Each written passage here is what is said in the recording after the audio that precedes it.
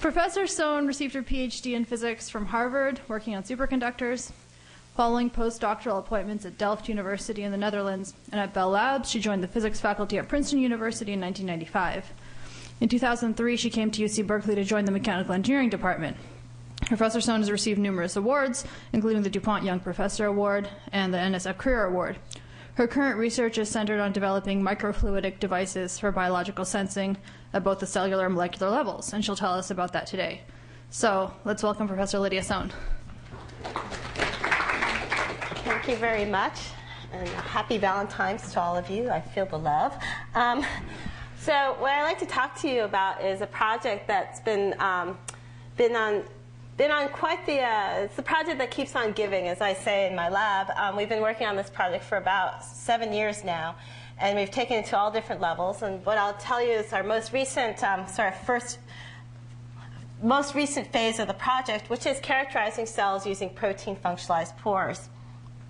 So just as an outline for this talk, just to motivate you, what's so interesting about pores? I find them very fascinating once I learned about them in the early 2000s. And then what I'll go on is to talk about protein-functionalized pores, how you fabricate them and measure them, and just showing you how we can get chemical specificity using surface functionalization. And finally, I'll show you how we can get cell size, shape, and cell surface, and do cell surface marker screening. And finally, I'll end where we're heading, including modeling, doing some stochastic modeling, and assays for apoptosis and diagnosis or clinical diagnostics. So really, what are pores? Well, they're really just these amazing transmembrane proteins that, such as ion channels, that basically allow the cell to communicate with the outside world. And they're so finely tuned that they respond to a single molecule. So for instance, a potassium ion channel will only allow potassium ions to pass through, not sodium, not chloride ions, and so forth. And here's just an example, just a schematic diagram that I dug up just to show you how well tuned they are. And once we found out about them in my lab, the question that we wanted to know was whether or not we could harness that pore's exquisite ability to sense single molecules or have that specificity of single molecules to engineer ultra-sensitive biosensors. And in fact, just to give you an overall theme in my lab, is we constantly ask ourselves whether or not we can learn from or copy nature. So as an example of using a protein pore, as a biosensor, one particular protein that's often used is alpha-hemolysin. It's a protein pore that's derived from a staph bacteria. And this is really the crystallographic structure of this alpha-hemolysin. And as you can see, it consists of a barrel beta sheet and some alpha sheets as well. And you'll notice the dimensions that here, this is at 2 nanometers in diameter, and up there is 3 to 4 nanometers. And it was really Bezrikov in 1994, what they did, his group had done, was basically take the alpha-hemolysin and suspend it across the lipid bilayer that was suspended across a Teflon hole. And what they did was something called resistive pulse sensing.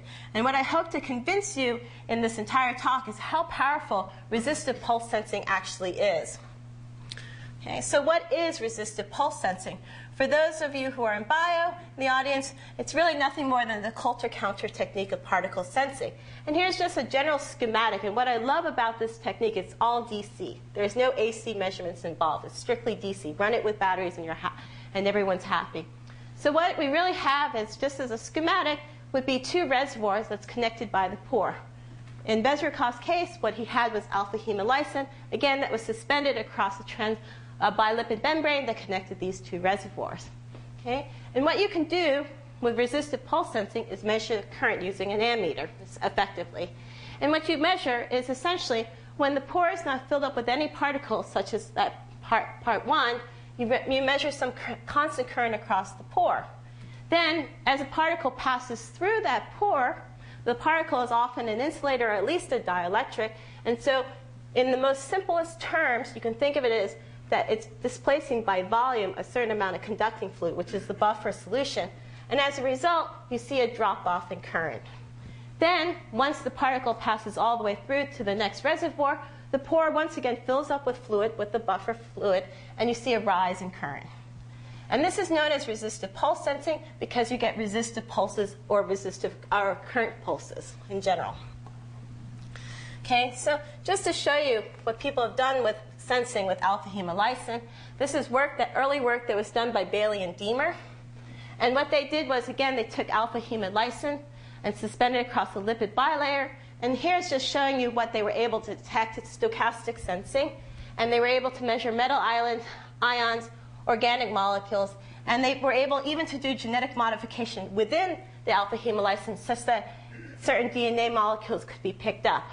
So just to give you a just general sense, let's just look at the organic molecules. And what you see here is this is really current versus time. Okay, and here's the time of 5 milliseconds. And what you see is it's quite noisy, but once in a while you see a current pulse. And again, that corresponds to a molecule or something passing through the pore. Okay, so that's something that they've done, and to my mind, this is still some of the most beautiful work that's been done with pores in general. In addition to using natural pores, such as alpha-hemolysin, there's work that's been done by other people, most notably by Dan Brenton and Jean Golovchenko at Harvard. And what they were able to do was to make silicon nitride membrane-based pores. So in a sense, to introduce an artificial component into sensing with these pores. And what they were able to do, just as a sort of a simple schematic, in essence, what they were able to do was to do argon ion milling through a silicon nitride membrane. And the technique and the parameters that they used, essentially, they were able to drill a 60 nanometer hole, but there would be some redeposition of material, and they could close up that hole to something that was around almost 2 nanometers wide. Here in this graph of current versus time, what they were trying to do at the time was to just be able to detect double-stranded DNA passing through. Again, it's stochastic sensing. You just wait until the event occurs. And again, you get some constant current across the hole or the pore until a DNA molecule passes through. And you see a drop-off in current. So this is all great, but what I want to show you is what my lab has done, which is essentially what we've done is create an artificial on-chip pore made out of PDMS or polydimethylsiloxane. Okay? And this is really just a schematic of our device. The thing that I want to emphasize with our pores versus what you've seen with alpha-hemolysin and the silicon nitride pore is the fact that our dimensions are huge. Okay? We're not on the nanometer scale. Rather, we're on the micron scale. Okay? And I'll have pictures of that later on. But in a sense, the basic components are still there with our device. We have 2 reservoirs that's connected by a channel, or what we call a pore. And everything is done using traditional lithographic methods. And so as a result, again, we're able to make these devices very quickly and very easily. Okay, so just to give you some sort of description of this device, what we do is, in terms of measurement, and I'll go into more of this later on, but you'll notice everything is made on a glass substrate. We have current and voltage leads, which what we do is do this resistive pulse sensing. We do a 4-terminal measurement technique, and we use pressure to drive particles or cells through the pore. In the past, what we've been able to do is measure nanometer-sized colloids despite using this micron-sized pore, and we've been able to also measure single molecules. Okay, just to show you a little bit more detail about how to measure these pores and what to predict, I've given you this sort of simplistic idea that in resistive pulse sensing, the change in current that you measure is really is comparable to a volume-to-volume ratio of the volume of the cell with respect to the volume of the pore. In fact, it's a little bit more complicated in terms of predicting what kind of change in current that you'll measure. And the reason being is that you have current field lines through your pore, and as a particle passes through, if it's a dielectric or an insulator, it's basically blocking certain current lines. And this is going to become important in terms of some of the data that we've gotten. But there's been some work back in the 70s by DeBlois and Bean, where they were able to predict that if your particle was much smaller than the size of your pore, you can predict the change in resistance or the change in current that you get. And it's a very complicated nonlinear equation that's dependent upon the dimensions of the pore, its length, and so forth. And Gregg and Stiley in 1965 showed that if the particle is comparable to the size of the pore, you get a different relationship.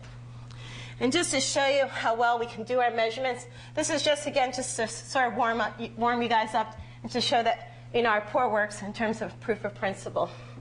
What you have here is some noisy data. but this was taken from a 1 micron size diameter pore. Its length was almost 10 microns. And what you see is a change in current, the normalized current versus time. And what you see is noisy data, but every once in a while you do see a current pulse. And that current pulse corresponds to a colloid. And that colloid was 87 nanometers in diameter. How does our data compare to the work that was done, predictive work done by Greg and Stidley and Dubois and Bean? And you can see here, we measured all different size colloids, measured the magnitude of the current pulse, and we can convert that into the size of these colloids. And you can see the theory is in the dashed and dotted lines, and our data is marked accordingly. And we have excellent agreement. Okay, so that just sort of, again, just to show you that this device works very well. So what I'm now going to talk about is really how we use this resistive pulse sensing to characterize cells. And really, I think the coolest part is to be able to show you that we can actually determine cell surface markers on the surface of the cells. Okay. So let me show you how we do that.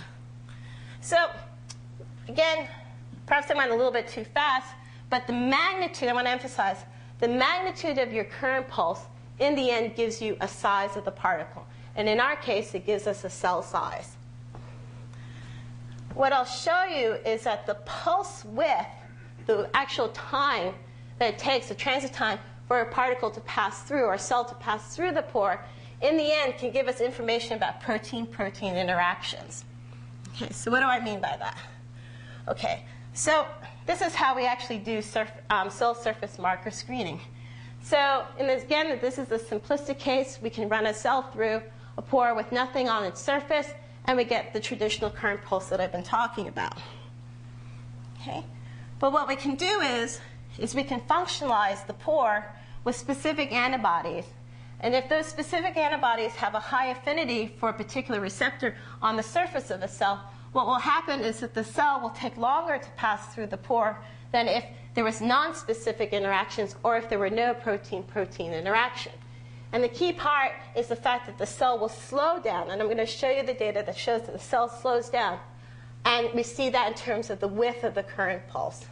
I should mention that this is very different from cell affinity chromatography, whereby in that case, you actually allow the cells to bind to the surface or to a column of beads. In our case, we're using a high enough flow rate such that the cells are able to transiently bind or interact with the functionalized surface, but they don't bind to the surface at all. Okay. So this is actually a photograph of one of our devices. Okay. The other one I gave you was a schematic. And this just shows you how simple this device is. Again, everything is DC measurements. Everything is very simple. We have our 2 reservoirs that are embedded in polydimethylsiloxane, and we have our pore. You have the electrodes that are marked accordingly, and we also have filters just to exclude out any cellular debris or clusters. Okay. How do we functionalize our device? Well, really, the functionalization comes through by when we, on the glass substrate in between the electrodes. And the way we do that is we use microcontact printing to cyanate the surface of the glass between the electrodes. And then what we do is we connect the cyanated surface to a heterobifunctional linker, and whereby in the end we can activate one end of the linker so that it attaches to an antibody. It's not perfect, but actually, in the end, I think it actually helps us. And what do I mean by it's not perfect? Because where the antibody binds onto the linker, the only thing that we can guarantee is the antibody is not on its side, but it could be at different angles. And in the end, I think that ends up helping us because as the cell passes through, the receptors are located at different spots of the cell, on the cell, and so it interacts with the surface at different contact angles. And I think that actually helps us. As well, this heterobifunctional linker is quite flexible, so things kind of move on the microscopic scale as well. Ah, perfect. Perfect, thank you. Makes life so much better. Thank you. Okay, so anyway, so the way we do this is our functionalization technique, and again, we attach specific antibodies onto the surface. And just to show you how well we can do that, this is just a picture of some antibodies that we had conjugated with FITC, a fluorescence marker, and you can see how uniform and nicely we can functionalize the surface. Okay, So as proof of principle, what we did was we looked at we looked for a particular marker called CD34. It's a broad-based biomarker for leukemia. And what we did was we measured the transit time of murine erythroleukemia cells when they would flow through either a blank pore, which has nothing functionalized on its surface, or a pore that's been functionalized with an isotype control antibody, or a pore that's been functionalized with the specific antibody that corresponds to CD34. Okay, so this is just an example of our resistive pulses. Again, I'm on such a larger scale than alpha hemolysin or the silicon nitride pores.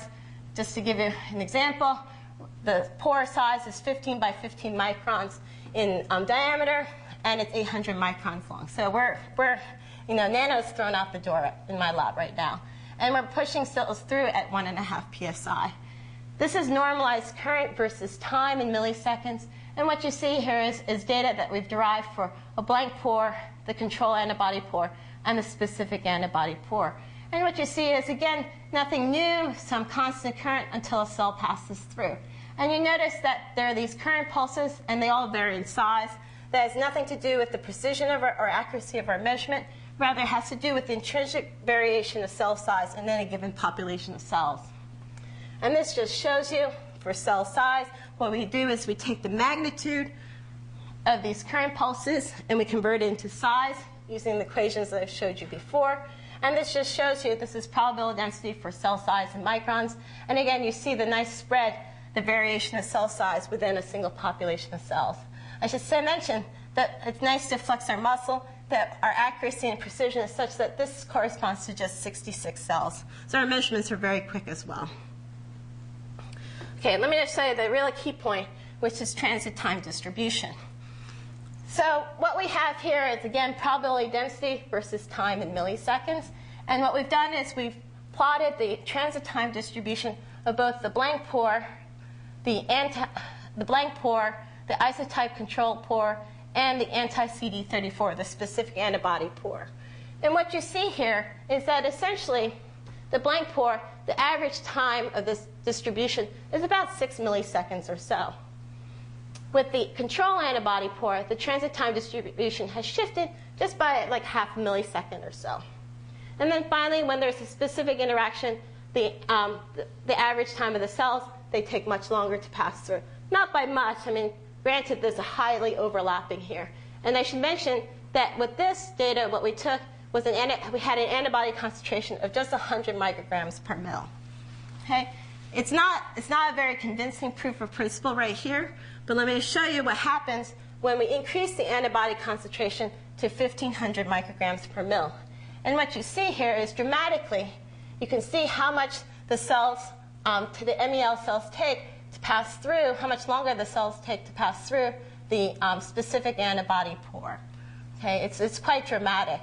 And I should mention that we use the same antibody concentration for both the control as well as the specific antibody pore. So that was really nice. It really dramatically shows that, yes, the cells do interact with the surface of the pore, and they do take longer to pass through. Can I ask a question? So why would the concentration of cells influence the time that they reside in the It's not the concentration of cells, but it's the concentration of antibodies. Oh, I see. I'm sorry, yeah. It's the concentration of antibodies in the cell. Again, just as a comparison, you can do this through a traditional technique called FACS, flow cytometry. And in that case, we get very similar results. You know, we show that all these cells are positive for CD34. But the really nice part, just as a technology perspective, is that you can see that we're measuring cells, small populations or small numbers of cells from 37 cells all the way to up to 139 cells. And that's very difficult to do with FACS. Usually you require about 10,000 cells or so to really determine whether or not you have enough statistics. Okay, so in terms of antibody concentration versus time, we did the most obvious experiment, which was to increase the antibody concentration and measure the transit time, the average transit time. And we normalized our average transit time with, I should say, it's a little bit complicated, but what we're doing is we're basically looking at the transit time difference between the blank pore and the specific antibody pore. Okay. So that's what this T average minus T average star stands for. And what you see is for the specific antibody pore, you see something that you should see, which is saturation. There comes a certain point where you've just saturated everything in terms of a maximum interaction between the cell and the antibody that's functionalized on the surface of the pore. For the control antibody, you really should see this should just be really at 0. It's not quite.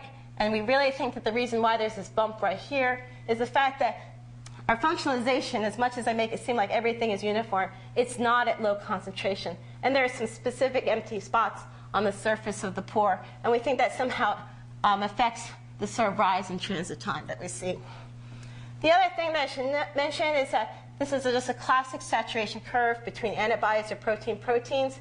And with that, what we can determine is really, in a predictive way, for a given shear rate, we can determine the actual maximum transit time you can derive for a specific concentration at a specific shear rate. Okay. What I've just shown you right now, it's very clear we can screen for a specific receptor, and for sure we can measure the size of cells in a single population of cells. But really, the real question is what about a mixed population of cells? What if you have some cells that have that specific receptor, and what if you have cells that don't? So this just shows you, it's a very simplistic experiment that we've done. It's not a real situation, but it proves a point that we are able to screen a mixed population of cells. And so what you see here is a little complicated. There's a lot of information here. But what you see here is what we've done is we've taken these MEL cells, these murine erythroid leukemia cells. They're all positive for CD34. Okay? What we also did was we looked at these other cells that are called, there's a specific cell line called U937. They're also a lymphocyte-based cell line. Okay? And these cells, although they're the same size and shape as the MEL cells, they actually are CD34 minus. That is, they do not have the CD34 receptor on the surface. And what we did was we mixed these two different types of cells at different ratios, anywhere from 1 to 1, 1 to 3, and 1 to 9, where the 1 always corresponds to the MEL, and 9, and the larger number corresponds to the U937. Okay. What you also see here, so for each row corresponds to different ratios of these two different cells. Okay? And then in the columns right here correspond to our measurements for both the blank in a blank pore, the control antibody pore, and the specific antibody pore. Okay? Let's just look at the first column, okay, which is the blank pore. And what you see here is again, a lot of information, but just to break it down in the most easy way, is that the shaded curve here corresponds to the actual transit time distribution that we get when we do our measurements of these mixtures of cells. Okay? The 1 and 2 solid curves correspond to a statistical model that we fit to our data because the distribution really has some structure in it. It really corresponds to subpopulations, as you would expect. The interesting part is that we can extract out these subpopulations that we label here 1 and 2. Okay? And actually, if you look at the area under the curve, they do correspond to the different ratio of cells that we use. So as long as we know a priori what the distribution, what the mixture of cells that we have, we can always determine what 1 corresponds to versus what 2 corresponds to in subpopulation. However, if we didn't know that, all we can say is that we have 2 different subpopulations in our mixture. The interesting part is these cells, as I mentioned, are the same size and shape as each other. But why we're getting these 2 different subpopulations right now in transit time is really due to the fact that these cells have different density as well as the fact they have different stiffness. And as a result, they respond differently to the hydrodynamic flow as they pass through our pore. Okay? Likewise, if things are passing through our control antibody pore, we are still able, again, to extract out 2 different subpopulations, but we're not sure which one is which, again, if we didn't know a priori what our mixture of cells are. Okay? And all we know is that somehow these cells are non-specifically interacting with the antibody that's been functionalized on the surface. Okay? But the heart of this experiment is the fact that once we take these cells and we pass them through the specific antibody pore, what you see is that the MEL cells take much longer to pass through the pore than the U937 cells. And with that, we can unequivocally say which cells, which subpopulation corresponds to MEL versus U937. So this just shows you how well we're able to measure these cells and look at a specific receptor and screen it in a mixed population. Okay. But there are a lot of questions that remain. So I hope I have convinced you so far that we can measure protein-protein interactions and we can screen for a specific receptor on the surface of a cell. But there are three main questions that really are still bugging me. And I think it's somehow in the data, but we have yet to sort of figure out how to extract out that information from the data. It's very vexing. It's like learning a new language right now. The question that we're asking right now is really how many ligand receptors or how many protein-protein interactions are really transiently binding at any given time as the cell passes through. Okay? We really don't have that information. All we know is that there is a specific interaction and the cells just take longer to pass through than if there were no interactions. The other thing is really how does this ligand receptor binding and unbinding get affected by shear flow? We know that it does get affected by shear flow, but we haven't done the measurements so far. That is, vary the different, vary the velocity, vary the pressure to do our measurements. And finally, can we model that specific ligand receptor interaction? Before we go to the next one, what about the before the question was, can you do it with a mixed sample? Yes. I didn't quite get to the conclusion of that. So we're able to measure a mixed sample, and we're able to extract out, and we get these different subpopulations, and now we can determine which subpopulation corresponds to which. And the fact is that MEL cells are positive for CD34, and so they take longer to pass through the anti-CD34 versus the others. And that way, yes, we can measure a mixed population. Okay, so yeah, there are questions that remain right now in our experiments. Okay, the other thing that's kind of vexing for us, it'd be great if the receptors were all evenly distributed around the cell, and the fact is that it's not. And this just is a schematic, a diagram of the Singer-Nicholson fluid mosaic model, which really just shows you that the surface of the cell is all spotted with different things, and all the receptors can be clumped together, or they may not be. And that really adds to our problems in terms of modeling right now. Okay, so what we're trying to do, given the fact that our cells, they're just not uniform in terms of receptors, and in fact, these receptors can move as they start to interact with an antibody. What we've done is taken a step back in our data, in our measurements, and what we've done is just looked at colloids. Okay, because there we can pretty much guarantee we can have uniformity of antibodies on the surface of a colloid versus a cell. And what this just shows you is we've taken colloids, we've functionalized them with something called anti-annexin 5 antibody. And what we've done is we functionalized the pore with annexin 5. So anti-annexin 5, annexin 5 will interact specifically with one another. And when you have your colloid, it's been functionalized with the anti-annexin 5, and it interacts with the annexin 5 pore, such as in column 2, what you can see is that these colloids take longer to pass through the pore than when you have various components missing in these 1 through 3 and 4.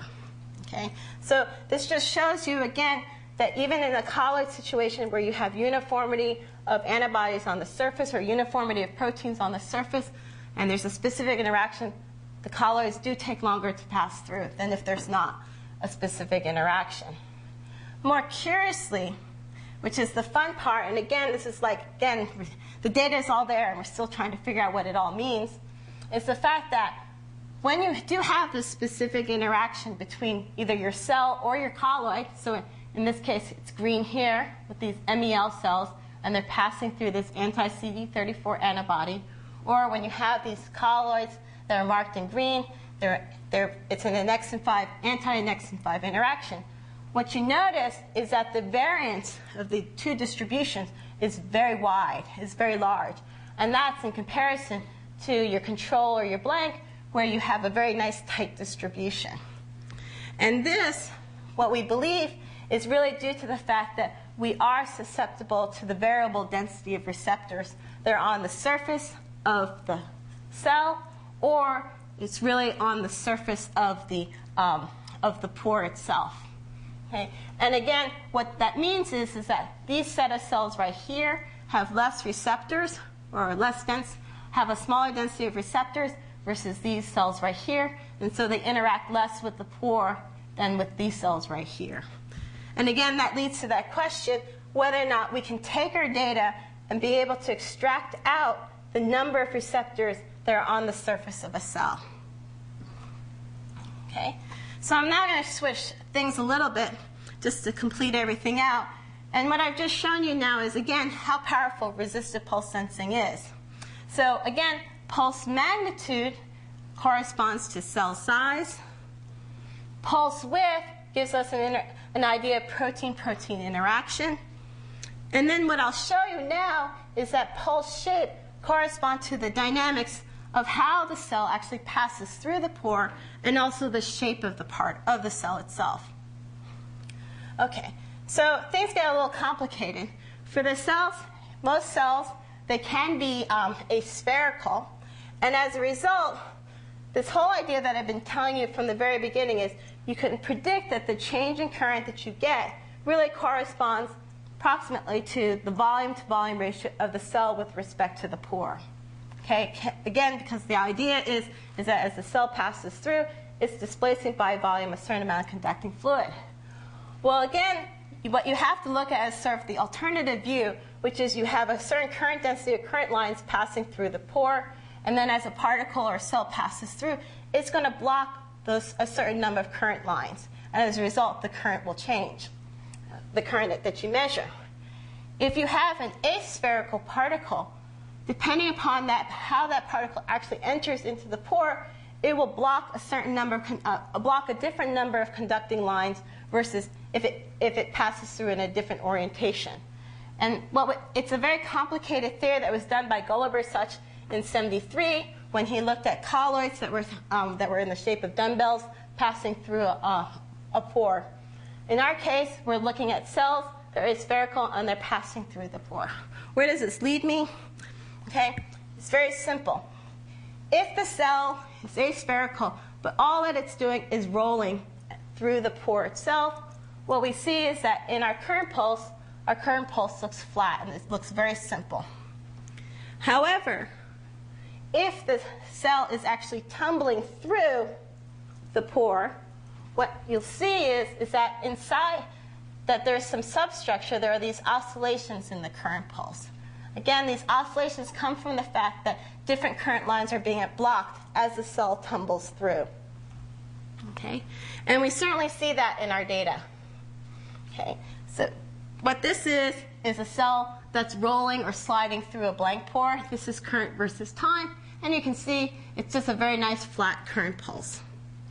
Okay? Now, this is a case where the cell has entered such that now what it's doing is tumbling through the pore, and you can see these very nice oscillations. And they're very periodic. They're periodic. Okay? If the cell passes through a functionalized pore, you can also see that the cell can tumble through that pore. But what you notice, and it should be obvious, is that the period of oscillation is much longer. And the reason being is that as the cell tumbles through the pore, it actually wants to stick to the surface. The antibody and the receptor want to stick to one another, but we're using a high shear enough flow that actually it's forcing the cell to finally tumble its way through the pore. Okay? And in fact, you can collect all the data of all the number of rotations that we get versus its time or its period, and we see that, again, if the cell is passing through a functionalized pore and it's tumbling, the period of oscillation is much longer. Okay? And I have to say that somehow all this information is, again, going to be relevant. It's like, again, we're trying to understand what all our data means, but I believe that somehow, in the end, we'll be able to extract out the number of ligand-receptor pairs that are actually interacting in our device. Okay. So that gives you this idea of how these cells actually can pass through and whether or not we know that they're rolling or they're tumbling. Okay. Now, in terms of, we are able to determine cell shape actually through this information. And what we can do is we can take the period of oscillation for the cells to pass through a blank pore. We can't take that period of oscillation when it passes through a functionalized pore because the cell is trying to stick and it's being deformed. But when it passes through a blank pore, it's just tumbling and it's not being deformed. Okay?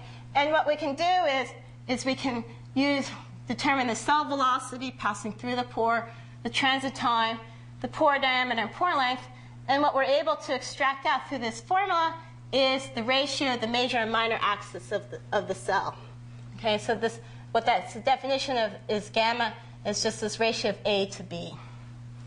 And with our data, what we find is if we look at our period of oscillations, we find that our cells are oblate spheroids with a certain gamma of 0.39, and that's consistent with the fact that these MEL cells are precursors to erythrocytes or to red blood cells. So they kind of are disc-like shapes.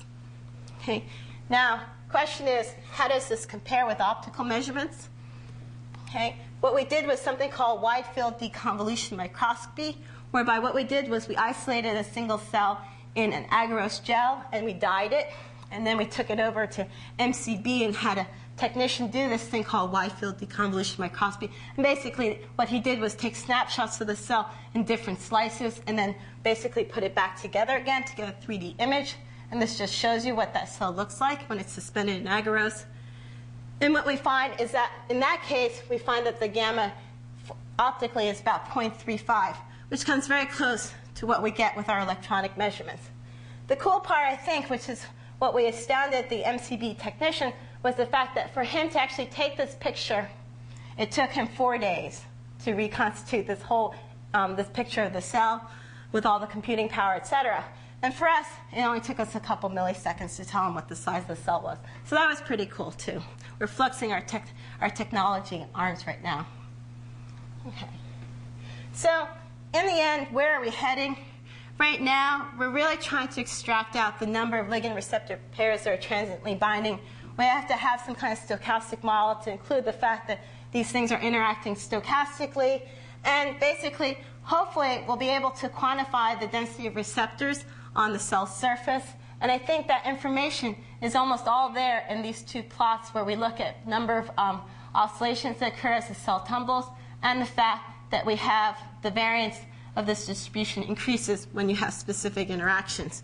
Again, it's all there, and it's quite vexing right now that we haven't been able to put the whole picture together quantitatively.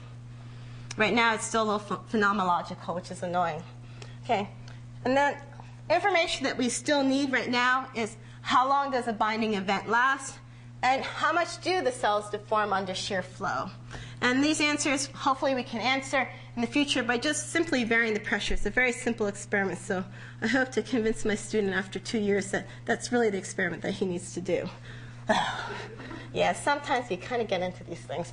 Okay, and finally, as I mentioned very briefly, was the fact that all these receptors, it's not an even distribution on the cell surface, and particularly the interesting part I think is cool, but I'd like to understand more, and I need to talk to Dave Groves about this, and he looks a lot at lipid membranes, is the fact that once a receptor starts to bind and interact with another protein, what happens is that other receptors that are located elsewhere on the surface of the membrane of the cell surface actually start to move in that direction. And so I'd like to understand how they're moving, but this moving of these receptors, and as they start to cluster and interact, that's all going to affect our modeling as well.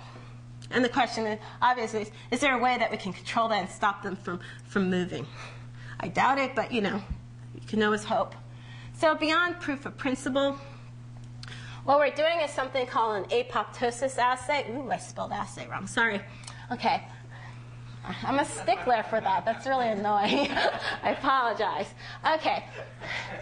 Assay. Okay. So what we're interested in with apoptosis is a case where a cell commits suicide. There's something wrong, and the cell decides, I'm going to die. I'm going to take myself out of the gene pool, essentially.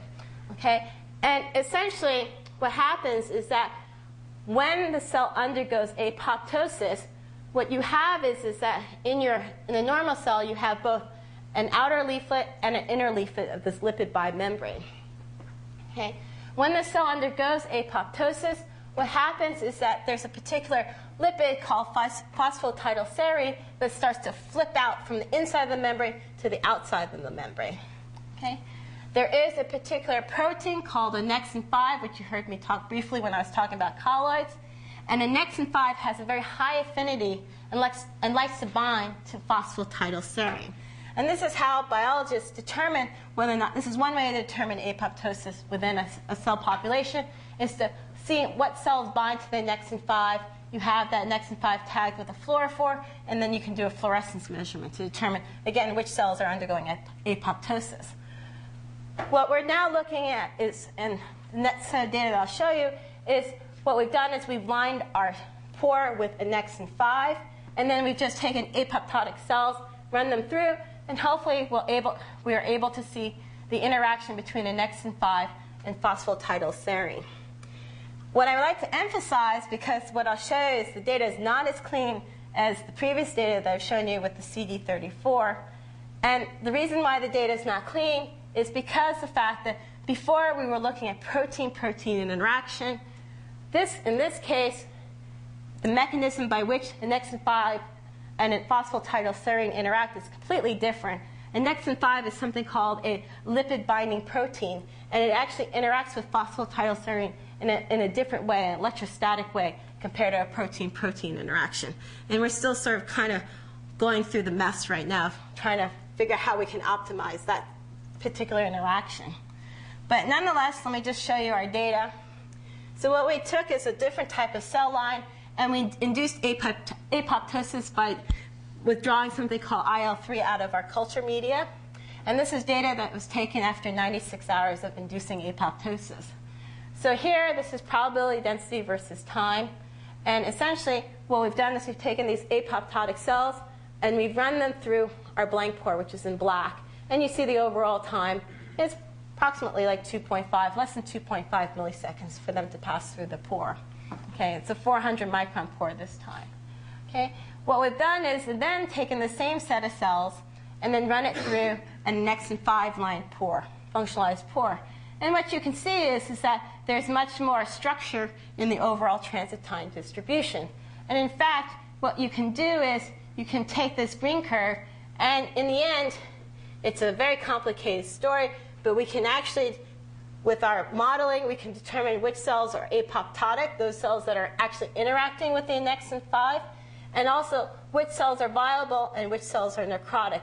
It's a very complicated story, but essentially, the reason why we're able to break this down between viable and necrotic cells is the fact that we can run these cells, we can look at this distribution of the cells passing through a blank pore, and what we find is that, again, we get subpopulations, and what we're seeing is basically the necrotic and apoptotic cells actually flow faster through the blank pore than the viable cells. Again, because we think it's because they're shrinking, because as they die, they start to shrink.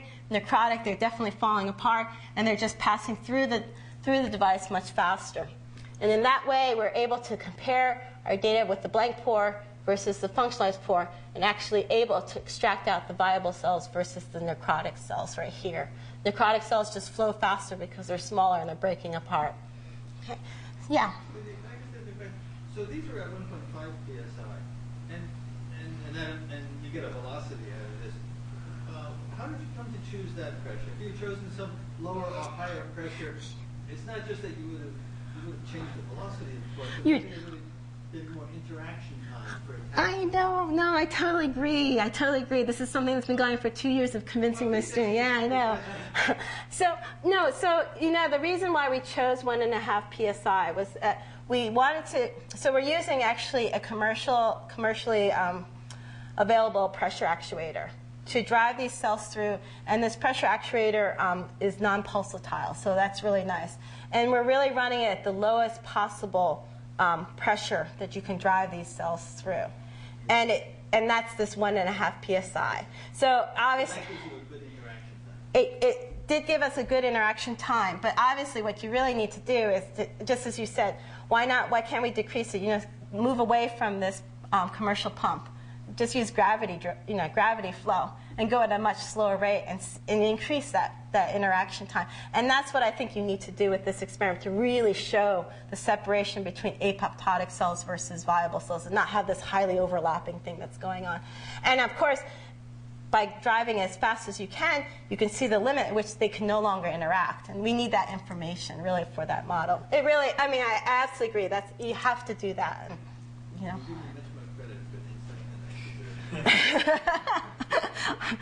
You can tell it's been on my mind for 2 years. But anyway, you can see this 2 years keeps on coming up.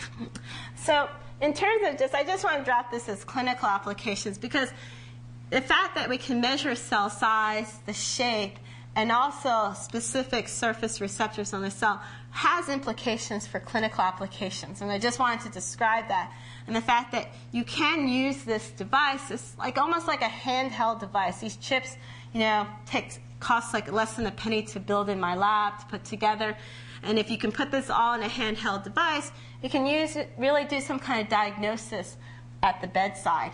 And what we're interested in, possibly, maybe in the future, who knows, is that maybe we could use it to help people diagnose or at least monitor something like leukemia, breast and prostate cancers, or even HIV. HIV is the easiest, I hate to say it's the easiest application, but you can count viral particles. There are specific receptors, CD4 receptors, that you can just pick up right away. As well as you can monitor and evaluate drug therapy as well. And because it could eventually be this handheld device, you can use it to investigate epidemiology of disease. And I'm happy to talk about this later on, but this is sort of far into the future.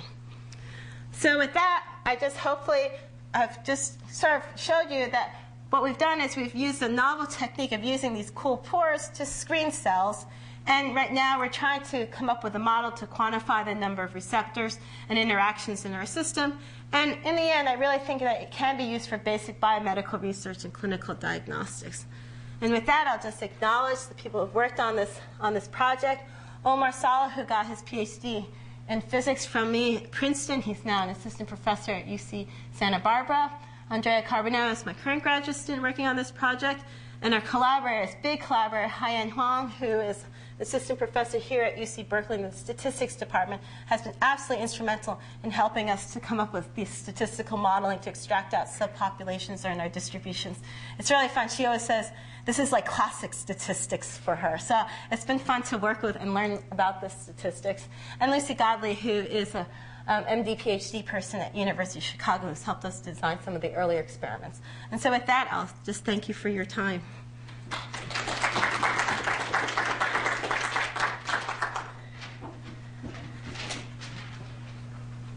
Yeah.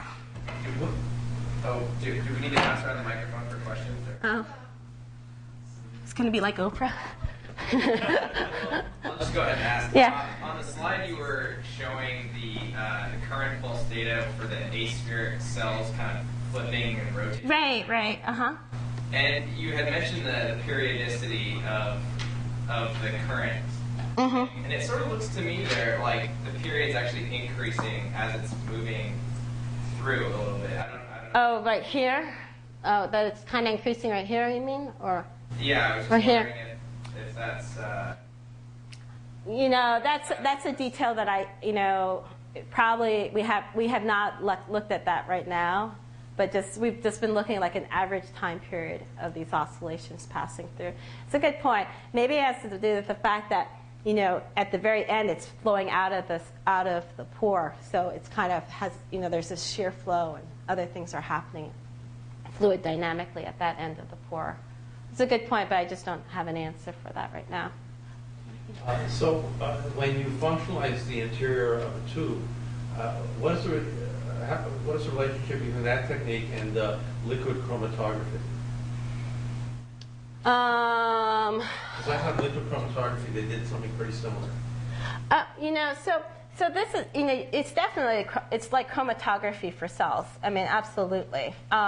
Here we're just, what is the difference? There really is no big difference, quite honestly, other than the fact that with cells, when people have done chromatography, they wait for the cells to bind onto the surface of whatever is in the column, and then they flush everything else out of the column, and then whatever's left, and they say those are those cells with X, Y, and Z. And so that's really the difference. The nice part here is that we are very slow. I like to emphasize we can measure with high accuracy a small number of cells, but it is slow compared to FACS. We're at hundreds of cells per second versus FACS, which is 10,000 or more cells per second. But the beautiful part is it's twofold. One is that the label is incorporated into the device but not on the cells. And two, even though there's shear flow, there's shear going on, shear forces going on in the device, the cells are not damaged. And we're able to extract out these cells and culture them and use them for other purposes. So the cells are left undamaged, which is a nice part of it. Mm-hmm. Yeah. So you mentioned that one of your end goals is to essentially quantify the interaction between the ligands and the receptors. Yes. But it seems that like the bigger the interaction between the cells for the specific binding, it seems that there's more going on. Like it's tumbling more. Oh, I know. More. And you had mentioned the variance of the pulse width. Yes. So it seems that, I don't know, it seems to me that I'm not really sure. Is it going to be like kind of more difficult to actually put a number on that? Yeah, absolutely. So what I'm hoping is in the end, if I can say that, if I can give an order of magnitude of the interaction, I'll be happy. You know, I don't think we can get into the finer points of, but it is a really difficult problem. But I think if we can just do some more experiments and really just stare and stare. Is there some way you can do this technique in tandem with some sort of like affinity labeling to kind of match the data and form some sort of correlation? Oh, absolutely. And actually, that's what we're doing right now. We're actually moving on and using stem cells at the moment. And we're working with Irina Comboy's lab. And in some ways, stem cells are great because as funky and as delicate as they are, as they go through differentiation, the density receptors change. And so that should help us do some calculations and put a model together. But we just started. It's at the very beginning stages. But you're absolutely right. This is a hard problem. Mm-hmm. Yeah? Just technical questions. What's the size of the pore? So the pores range anywhere between like 15 microns square in cross-sectional area to about 800 microns to a millimeter long. And we vary the size, and we have that ability because we're using traditional lithography. The key point is that we want to have the pore cross-sectional area to be comparable or a little bit bigger than the actual cells that we're measuring. And to measure the resistance, you're putting voltage across the pore? Correct. So it's in the simplest way. So we're doing this. I went through this very quickly. We do this four-terminal technique that comes from my previous background of measuring wires. And basically what we're doing is that you have the outer electrodes are voltage and inner electrodes are current. And so that way you remove the interfacial resistance of the electrodes with the buffer, as well as you're removing the resistance of the wires themselves. And so you get the true current. So the thing is, if you're putting voltage through this, it's a saline-like solution. So it has ions in it. You're getting I guess you can ignore the electroosmotic flow. Well, so double layer, and that double layer on the surface might be angling the receptors towards the flow. Okay, so two things. One is that you have, so the reason why we ended up using this four-terminal technique is we want to negate this whole idea of an interfacial, you will get this interfacial resistance, or you'll have a double layer. So let me take a step back. One is we're using a voltage that's low enough that we don't get electroosmosis going on. So we're at like half millivolt or less. Okay, and we know that if we go up to many volts, we will get the electromosmosis and we will get bubbling and all that stuff to occur. Further, you notice that the electrodes, they are actually quite far away from the pore itself. And we use this microcontact printing to guarantee the fact that we only have the pore itself as being functionalized with antibodies. And I don't believe the fields are strong enough such that you can actually affect the orientation of the antibodies. That's already kind of done in itself by using this bifunctional linker right now. What I'd like to do, but I think it's actually going to prove that it's not the right way to do it, is to actually use something called Protein-A, such that the antibodies are all going to be faced straight up, and then do the same experiment. But I'm really still betting the fact that because we have various angles of the antibody, that actually helped us in the end, their measurements. It's a guess. Guesses are wrong 50% of the time in my lab, so which is not that bad. Yeah. When you showed the different pictures of or graphs of the cells tumbling versus not tumbling, maybe I missed something. How did you know whether or not the cell was tumbling, or what was different between the three different slides? Okay, so we know that there's tumbling going on because of these oscillations, and the reason we know that that we have these oscillations is actually I should put up some of the work that was done by Golubersach, where he took colloids that were fused together to make these dumbbells, and he showed that as they start to pass through, the dumbbells could either roll or that they could tumble. And when they rolled, it was just a flat pulse, versus when they tumbled, you would get these oscillations. Okay, and the amplitude of the oscillation really corresponds to at what angle it was actually tumbling through, whether it was head-on or it was at some funky angle or something like that. And the other thing is that with our colloid data, that's a spherical particle, and we never ever saw any oscillations. So that also gives you an idea. So the difference was in the shape of the cell. Yes, it has to be aspherical. So you could argue, well, this is only specific if you're looking at erythrocytes or something like that. And that is true. Any other questions? Okay, thank you very much. Happy Valentine's Day to everyone.